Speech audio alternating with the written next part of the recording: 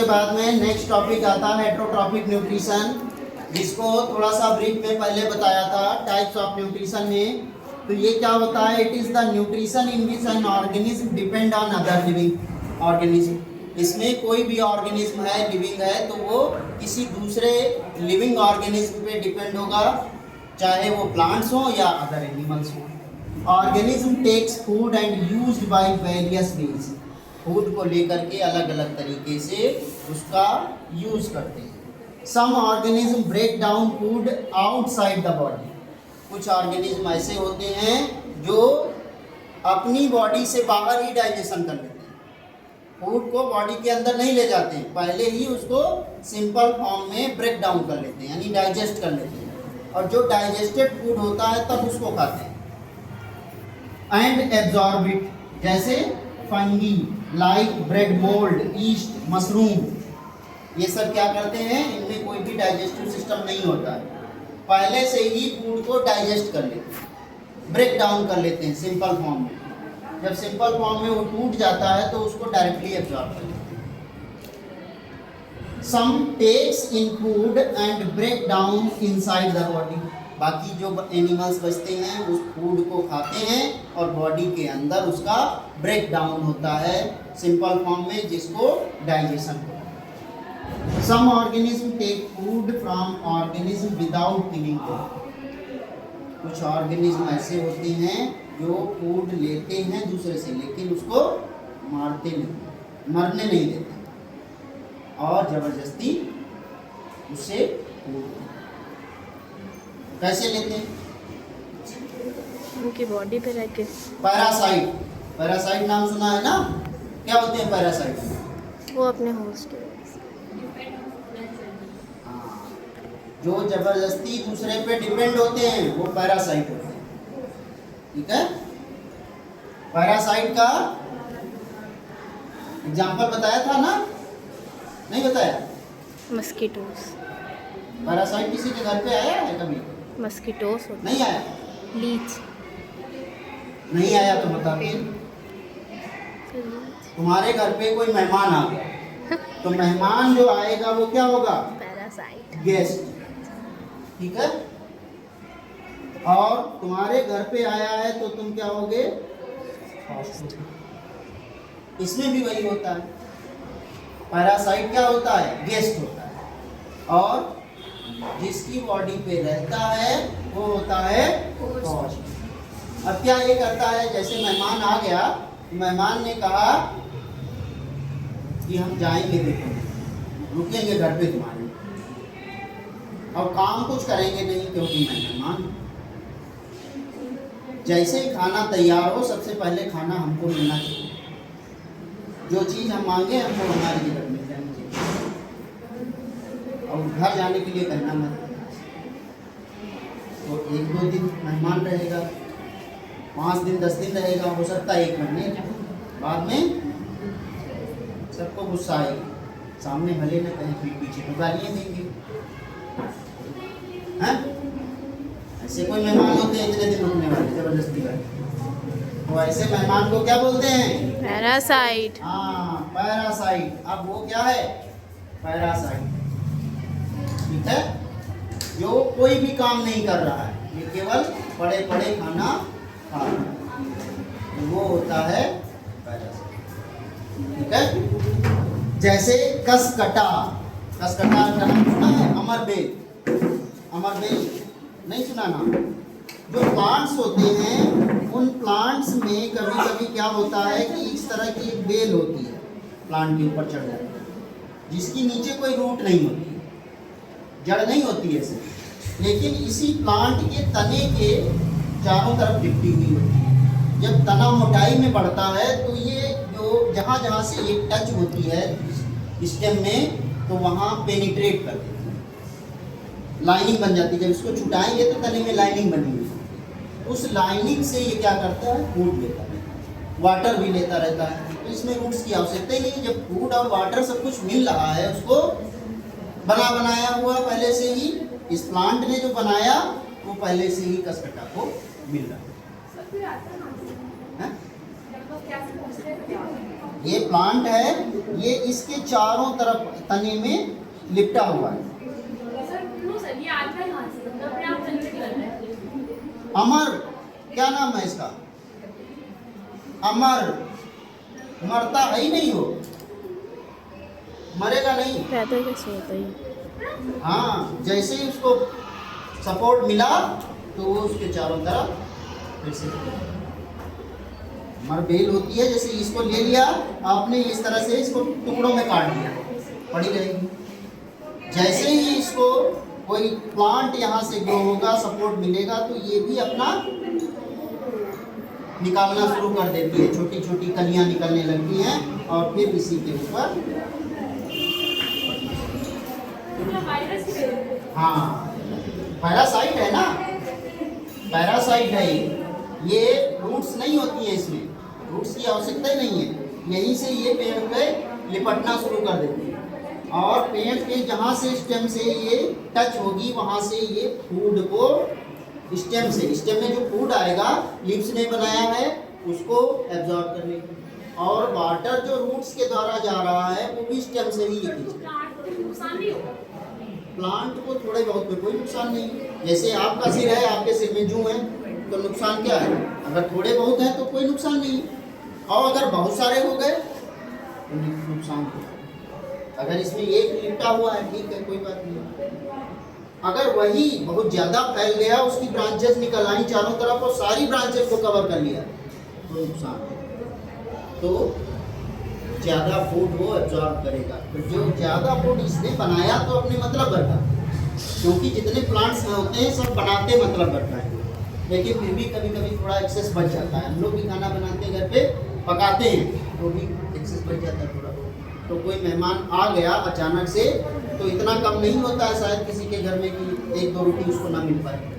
तो इसी तरह से इनका भी होता है, अगर एक है तो चल जाएगा, या बहुत ज़्यादा ग्रो नहीं हो रहा तो चल जाएगा। अगर ज़्यादा हो गए या बहुत ज़्यादा ही ग्रो हो गया तो ये दबा देगा, क्योंकि उसका सारा न्यूट्रिशन गया। तो क्या होगा? पेड़ या तो सूख जाएगा या फिर अधमरी हालत। ठीक है। टिक्स, टिक जानते हैं? गांव वाले जानते हैं। गांव में जो भैंस होती हैं और गाय होती है, उन सबके छोटे छोटे जुए की तरह के भी होते हैं, चिपके हुए होते हैं बॉडी पे बहुत सारे। ठीक है, उनको टिक्स बोला है। जुए नहीं होते हैं लेकिन जुए की तरह ही होते हैं। ठीक है। फ्लाइस जानते हैं, जुए होते हैं। लीचेस, जोंक, जोंक क्या है? पैरासाइट। टेपवार्म इंटरनल पैरासाइट है। इंटरनल पैरासाइट जानते हैं? हाँ, दो तरह के पैरासाइट होते हैं, एक तो एक्सटर्नल होते हैं, दूसरे इंटरनल होते हैं। ये यहाँ से यहाँ तक जितने भी हैं ये एक्सटर्नल पैरासाइट है, लेकिन ये इंटरनल पैरासाइट है। टेपवार्म जो होता है ये बॉडी के अंदर जाकर के इंटेस्टाइन में रहता है, इंटेस्टाइन में चिपका हुआ रहता है और वहाँ पे चूँकि पता है सभी को इंटेस्टाइन में ही डाइजेस्टेड फूड एब्जॉर्ब होता है। तो जहाँ पे पूरी तरह से डाइजेस्ट फूड होता है वहीं पे ये क्या करता है? चिपका रहता है। जैसे ही डाइजेस्ट होकर के फूड फ्रेश आया एब्जॉर्ब होने के लिए, ये भी एब्जॉर्ब। ठीक है। तो ये इस तरह से। इसके अलावा भी एक होता है एस्केरिस। एस्केरिस होता है छोटे छोटे पेट के कीड़े, इसको बोला जाता है। पेट में कीड़े हो जाते हैं, छोटे बच्चों के ज़्यादा होते हैं जो दूध पीते हैं, उनके हो जाते हैं। तो वो भी क्या है? Internal parasite. ठीक है बेटा, इन्फेक्शन करता है, ये जरूरी नहीं है कि सबकी बॉडी में हो, ये बाहर से आता है। जिसके है पहले से, अगर उसने प्रॉपर दवाइयाँ नहीं खा रहा है तो क्या होगा कि उसकी फैमिली ग्रो करेगी, अंडे देता है तो वो अंडे बॉडी से बाहर निकलेंगे, लार्वा बनेंगे। तो वो लार्वा क्या होता है कि जहाँ भी ये वेस्ट मटेरियल जाएगा, बॉडी से वेस्ट के साथ बाहर निकलते हैं, वेस्ट मटेरियल जाएगा, अगर खाद के रूप में कहीं भी जाता है जैसे अब तो सीवर में जा रहा है तो ये नदियों में जा रहा है। अब लखनऊ में क्या है, मैक्सिमम नगर निगम के अंडर में जितने आते हैं सब सीवर में जा रहा है। अब लैट्रिन टैंक कोई साफ नहीं करा रहा, मैक्सिमम हो सकता है थोड़े बहुत वो करा रहे हो, नहीं कराना नहीं पड़ता, सब सीवर में जा रहा है। और उसी में पानी भी जा रहा है तो बह करके वो नदी में जा रहा है, गोमती नदी में। तो वहाँ जो भी नहा रहा है बॉडी में चिपक गया। अगर हाथ अच्छे से नहीं धोए, हाथ से कुछ खा लिया तो बॉडी के अंदर चला गया। बॉडी के अंदर जब चला जाएगा तो वो लार्वा फिर से एक बार में बनेगा तो वो फिर जाके वहाँ ग्रो करेगा, फिर वही अपनी लाइफ साइकिल।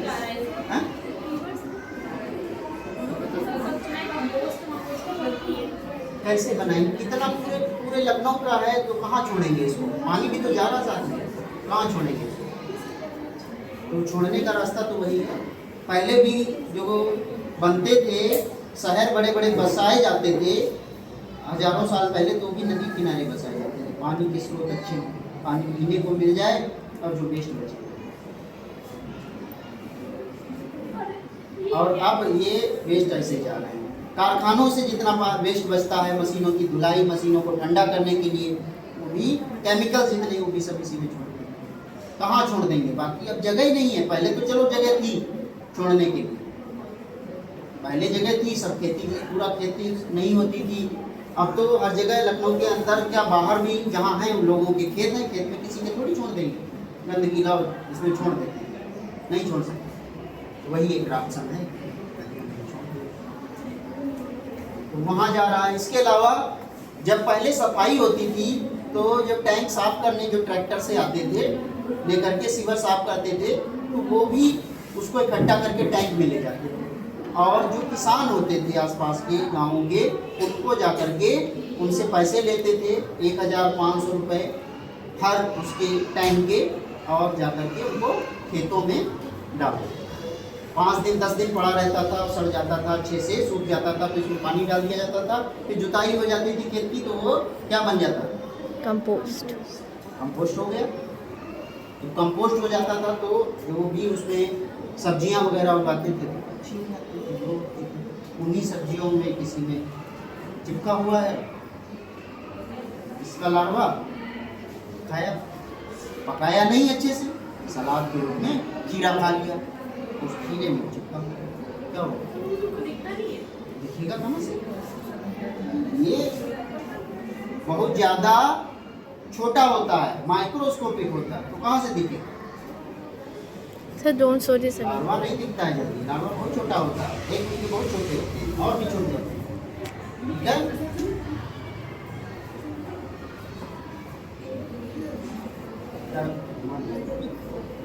अच्छे खड़े होकर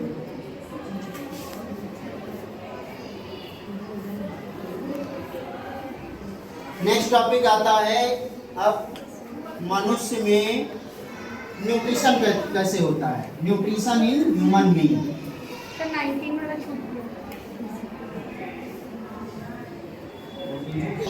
टॉपिक न्यूट्रिशन में यूनिसेलुलर जो ऑर्गेनिज्म होते हैं, सिंगल सेल वाले, उनमें न्यूट्रिशन कैसे होगा? इसमें पैरामीशियम होता है। देखिए अमीबा है और पैरामीशियम है, दोनों यूनिसेलुलर ऑर्गेनिज्म है और दोनों में न्यूट्रिशन प्रॉपर, जैसे हम लोगों में होलोजोइक न्यूट्रिशन होता है ऐसे ही। अब ये क्या करता है? ये अमीबा है, इसको बाहर ये फूड पार्टिकल दिखा, तो ये इसके पास हाथ पैर कुछ भी नहीं है क्योंकि एक ही सेल का बना हुआ है। तो ये क्या करता है? यहाँ से अपनी साइड को बढ़ाना स्टार्ट कर देता है, इधर इसको इधर, धीरे धीरे वो फूड क्या होगा, दोनों तरफ से ऐसे ग्रिप कर लेगा और फूड को अंदर ले लेगा, अंदर ले लेगा। फिर ये जो पार्ट है ये इसका ज्वाइन हो जाता है, दोनों ज्वाइन करके ये फूड पार्टिकल अंदर पहुंच जाएगा और ये वैक्यूल बन जाएगा। वैक्यूल मतलब खाली जगह, उसी में ये फूड फंसा हुआ है, बाहर भी नहीं जाने देगा। अब ये वैक्यूल जो है कॉन्ट्रैक्टाइल हो जाता है, कॉन्ट्रैक्ट होता है, कॉन्ट्रैक्ट होता है तो प्रेशर जनरेट होता है और इसके अंदर क्या होगा? केमिकल्स जितने भी हैं वो रिलीज होंगे, यानी एंजाइम्स, इस फूड को ब्रेक डाउन करने के लिए। सिंपल फॉर्म है क्योंकि ये कॉम्प्लेक्स फॉर्म है, कोई ना कोई छोटा सूक्ष्म जीव भी होगा जिसको इसने खाया होगा, क्योंकि ये खुद माइक्रोस्कोपिक है, तो माइक्रोस्कोपिक को ही खा पाएगा, बड़े को तो नहीं खा पाएगा। मेढक को पकड़ के खा लिया, मेढक को नहीं खा सकता, क्योंकि ये खुद नहीं हमको आंखों से दिखता है। पानी की तालाब के पानी की एक ड्रॉप लाएंगे तो उसमें ये कई सारे आपको देखने को मिलेंगे अमीबा। ठीक है, ये कहाँ रहता है? ऐसे पानी में रहता है जो एक जगह स्टेबल है, बहते हुए पानी में कम है, तालाब के पानी में ज़्यादा है। ठीक है, इस तरह से ये होगा। और फिर यहाँ पे डाइजेशन हो जाएगा सिंपल फॉर्म में कन्वर्ट होने के बाद में। फिर ये वेस्ट जो बचेगा उसको फिर से बाहर की ओर एक्सपेल कर देगा। बस हो गया डाइजेशन। इसमें क्या होता है? Paramecium takes food at a specific spot. इसमें तो कोई स्पॉट था नहीं, जिधर दिखा उधर ही बढ़ा दिया स्यूडोपोडिया को। इसमें स्पॉट होता है, इसको बोलते हैं गलेट, माउथ की तरह काम करता है। ये सीलिया होती हैं, अगर यहाँ पे फूड दिखा तो इसको खींचते बढ़ाते धीरे धीरे यहाँ पे लेके आएगा, तो यहाँ से ये ओपन हो जाएगा तो फूड पार्टिकल कहाँ आ जाएगा? यहाँ पे अंदर आएगा, फिर धीरे धीरे बॉडी के अंदर कर देगा। ठीक है, by the movement of cilia hair like structure covering the cell. ये फूड को इस गलेट तक सीलिया के माध्यम से वे करते हैं। ठीक है, हेयर लाइक स्ट्रक्चर होते हैं, उनसे धीरे धीरे, क्योंकि पानी में रहता है तो उस फूड पार्टिकल को बढ़ा करके यहाँ तक, और फिर इसके अंदर भी डाइजेशन उसी तरह से होता है। और जब वेस्ट बचेगा तो उसको भी यहीं से वो बाहर की ओर निकालता है। ठीक है,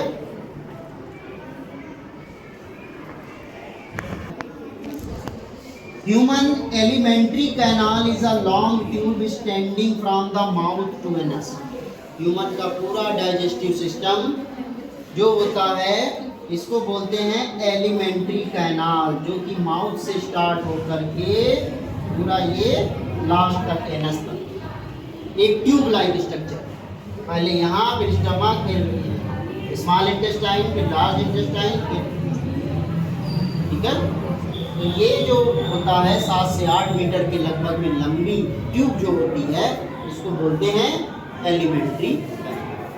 ठीक है, इसी में सारा डाइजेशन कंप्लीट हो जाता है। ठीक है,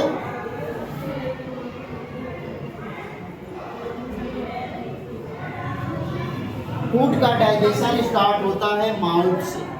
ठीक है, सबसे पहले फूड को माउथ में रखें। क्या माउथ से स्टार्ट होता है डाइजेशन, कभी भी पेट से स्टार्ट नहीं होता, ये ध्यान रखना। कोई भी पूछे डाइजेशन कहाँ से स्टार्ट होता है? माउथ से। जैसे ही माउथ में फूड रखते हैं डाइजेशन स्टार्ट होता है। It is break down of complex food with the help of enzymes in smaller absorbable molecules. इसको क्या बोलते हैं? डाइजेशन बोलते हैं। डाइजेशन की डेफिनेशन इसको बोल सकते हैं। Digestion is the breakdown of complex food with the help of enzymes into smaller absorbable molecules is called. In mouth food is chewed with the help of teeth. Mouth में क्या होता है? Teeth के द्वारा क्या किया जाता है? इसको अच्छे से चबाया जाता है। फूड पार्टिकल्स, छोटे छोटे particles. And muscular tongue and it is mixed with saliva secreted by the salivary. Salivary glands जो होती हैं वो saliva secrete करती हैं और जो इसके साथ मिक्स हो जाती है तो इसको फूड को क्या करती है? वेट कर देती है, नम कर देती है। कोई भी सूखी चीज खाओगे अपने आप सलाइवा मिक्स हो गई। ठीक है, सलेवरी ग्लैंड्स होती हैं, ये देखिए। सलेवरी ग्लैंड्स कितनी होती हैं पता है किसी को? 3 पेयर होती है। 3 पेयर होती है। पहला है पैरोटिड ग्लैंड। कहाँ पे है? देखो दिखाई दे रहा है? पैरोटिड ग्लैंड्स कहाँ पे होती है? दोनों कानों के नीचे। टॉन्सिल्स निकले हैं किसी के? टॉन्सिल्स नहीं निकले। कैसे होती है, ये पैरोटिड ग्लैंड होती है, इसमें जब सूजन आती है तो ये नीचे की ओर बढ़ जाता है दोनों साइड, उसी को टॉन्सिल्स बोलते हैं। ग्लैंड्स होती है दोनों तरफ, ठीक है, ये भी सलाइवा बना रही है। इसके बाद में सब मैंडिबुलर, मैंडिबल ये होता है नीचे वाला जो हम गिला सकते हैं, इसी के जस्ट नीचे इस साइड में ये देखिए सब मैंडिबुलर ग्लैंड, हाँ ये हो गया। सब लिंगुअल, सब मतलब लिंगुअल मतलब जहाँ पे लिंगुअल आए इसका मतलब जीभ होता है, टंग, और टंग के जस्ट नीचे वाला सब लिंगुअल होता है, ये वाला, ये ग्लैंड्स, 1 2 और ये तीसरे, 3 पेयर होती है ग्लैंड्स, ठीक है। ये सलाइवरी ग्लैंड्स होती है जो सलाइवा सेक्रेट करती हैं और फूड को डाइजेशन में वेट बनाए रखती है, बैक्टीरिया और फूड की होती है।